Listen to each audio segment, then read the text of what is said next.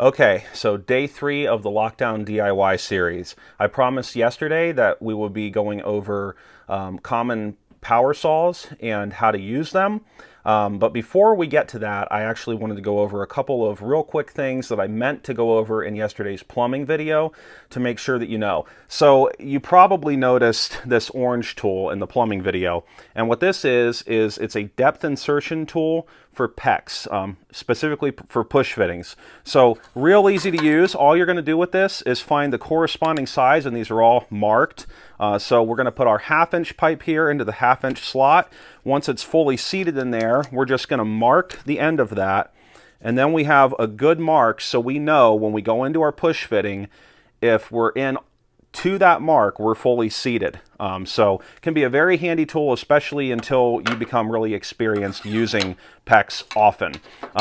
Also with PEX, I wanted to go over real quickly how to do crimping. I mentioned crimping as a more permanent installation option for PEX.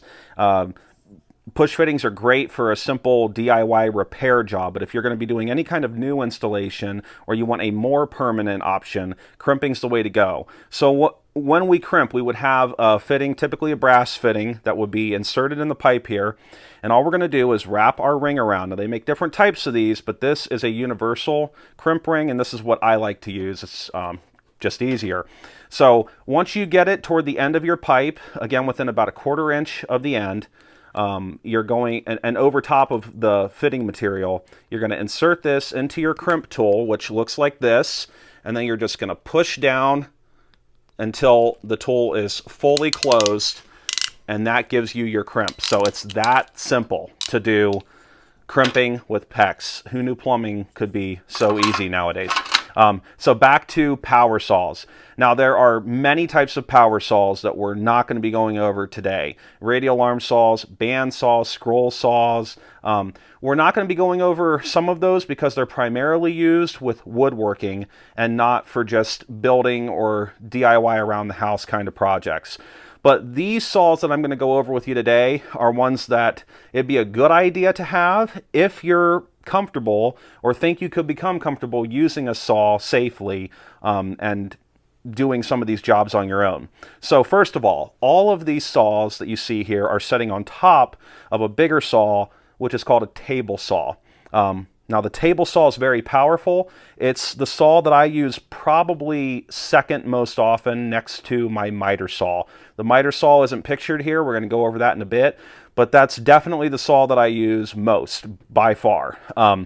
Now, the table saw is used for a lot of things, but primarily for what's making what are called rip cuts. So a rip cut is when we're cutting off a long, straight section of a piece of lumber, be it a board or a sheet of plywood or OSB, something like that. So the saw has what's called a fence on it, and the fence here creates a perfectly straight edge that's a guide, and this fence can be removed or it can just be adjusted to anywhere you want it on the saw.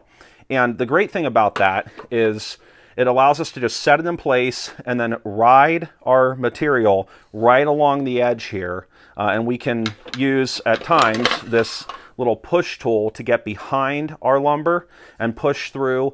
And we push in from the other side, and it helps it ride perfectly straight along this edge. So the table saw is a great saw to use for things like that. Now, when I mention power saws, the first thing that comes to everybody's mind is probably a typical circular saw like what we have here. A lot of people use a circular saw if they don't have a table saw to make those long rip cuts.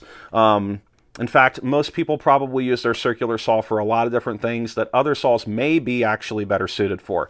But you can see this circular saw is actually a cordless model. It uses a rechargeable lithium-ion battery, and that's fine. But in general, I will tell you, even though the technology on these has really improved over the years, you're still better off if you want reliable power consistently going the corded option for any of your power saws.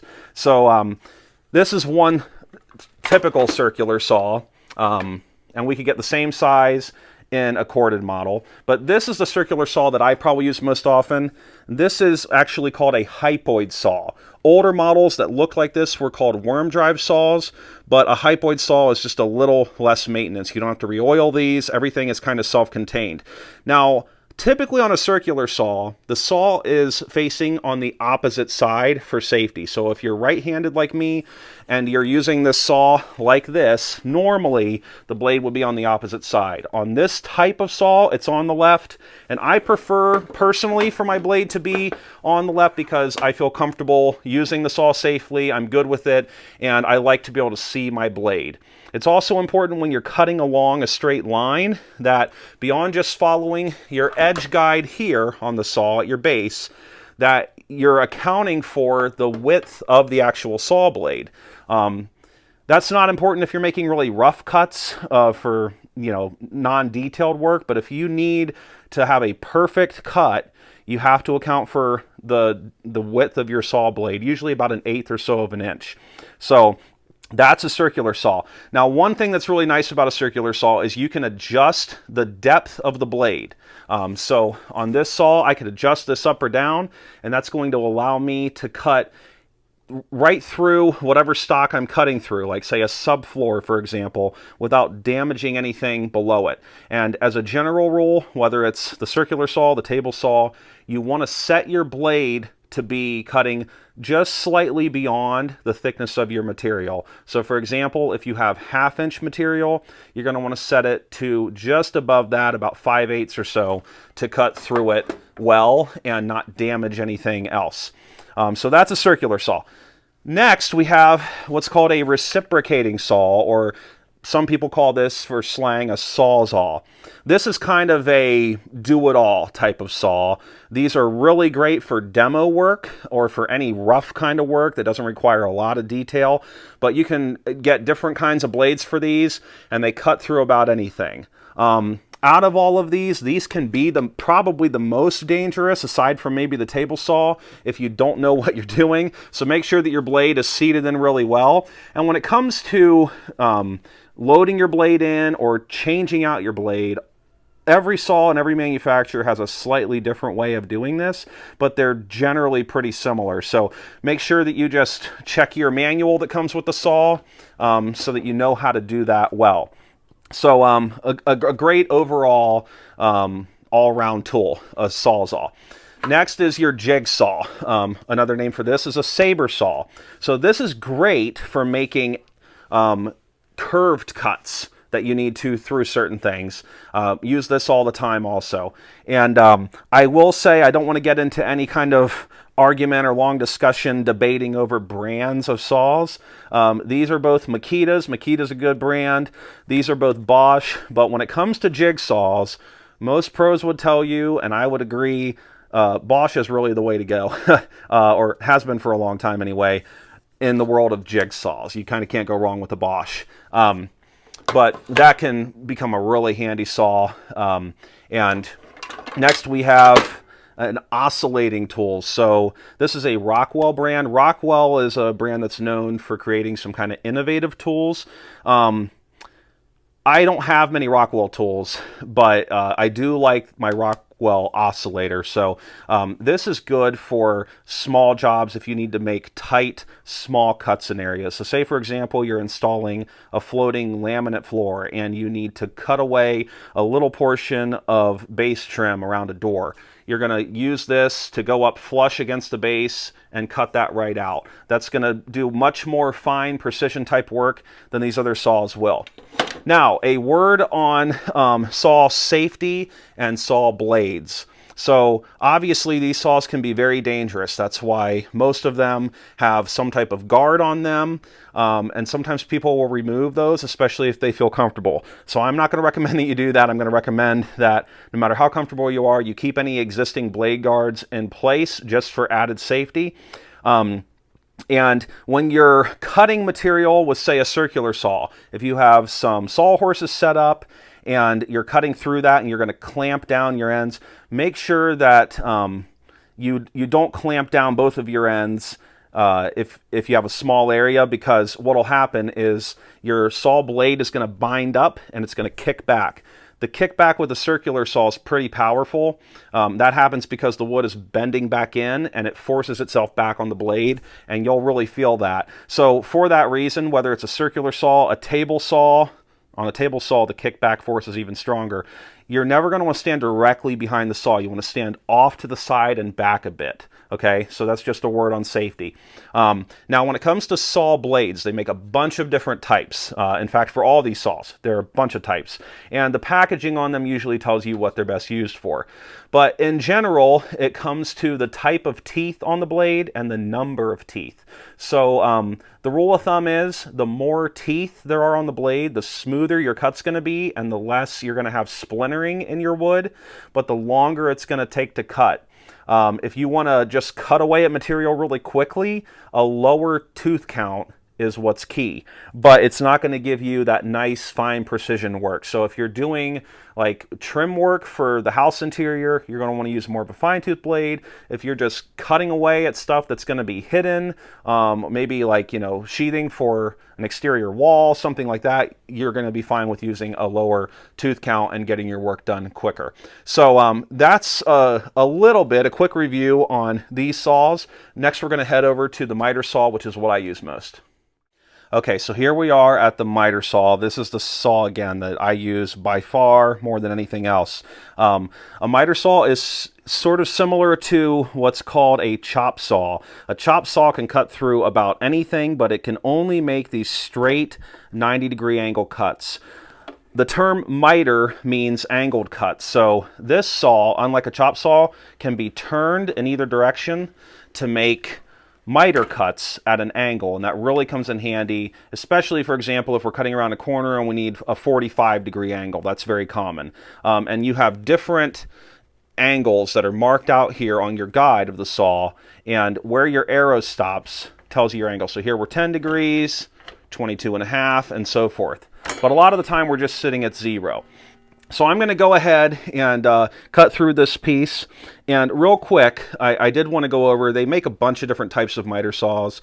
And this is a sliding miter saw. Now, I use this to cut any larger material. So if I have, say, a 12 by board, like a 2 by 12, a 1 by 12, I'm going to use this to be able to slide the blade out and cut back. That's going to allow me to cut in one fell swoop, as opposed to having to make one cut, not cutting all the way through, and then having to turn the blade and try and perfectly line up on that same line again.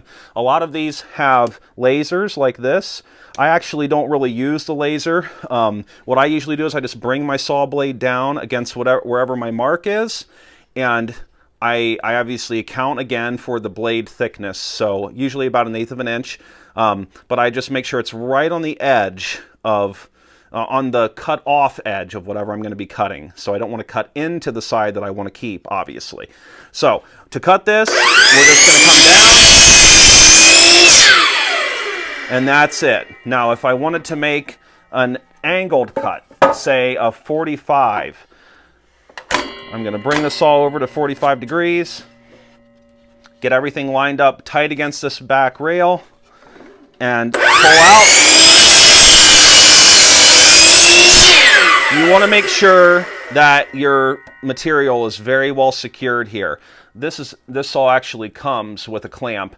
I don't use that very often. I just make sure to hold it really tightly in place. You could also cut holding the saw up this way. So there are a lot of different things you can do with a miter saw. And you can also make what are called bevel cuts. So this whole saw can move side to side and make an angled cut at an angle, or an angle cut at this straight 90-degree angle. So just so many things. This is an extremely versatile tool, and a lot of the time we're just needing to cut boards to a certain length.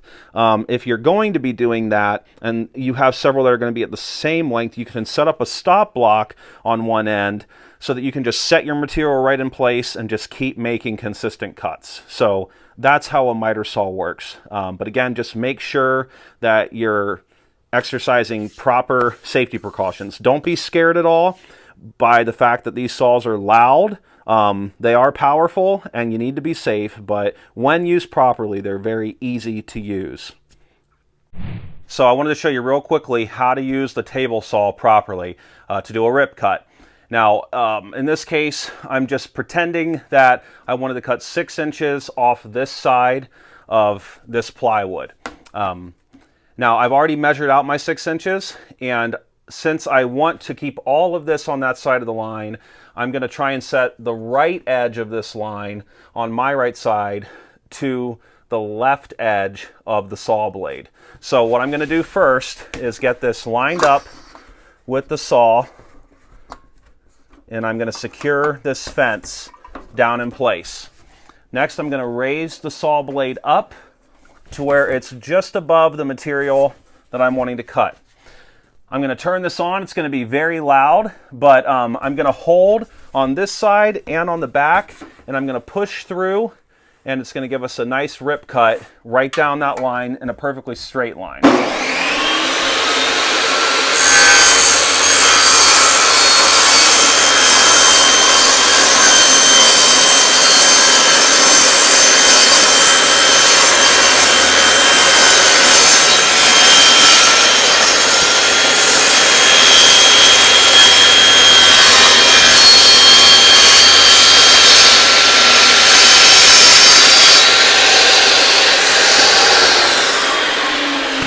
Okay, so that's how you use a table saw. Pretty easy. Again, you can remove this fence if you need to. If you need to just ride a whole sheet through, that's kind of a two-man job if you're going to do that. You saw there probably at the end I was using the push tool a little bit to help keep this braced and to keep my hands away from the blade. Okay, so hopefully this video showed you a little bit more about the common types of power saws that you might want for DIY projects around the home, made you a little bit more knowledgeable about them, more comfortable using them. Just make sure that you're always using proper safety precautions when you're working with these power tools. That's obviously important. If you have any questions at all, please don't hesitate to write a comment, ask me anything. I'll be happy to answer whatever I can for you. These videos are made to help you while you're cooped up at home and able to hopefully get some more DIY projects done around the house. I hope this helped.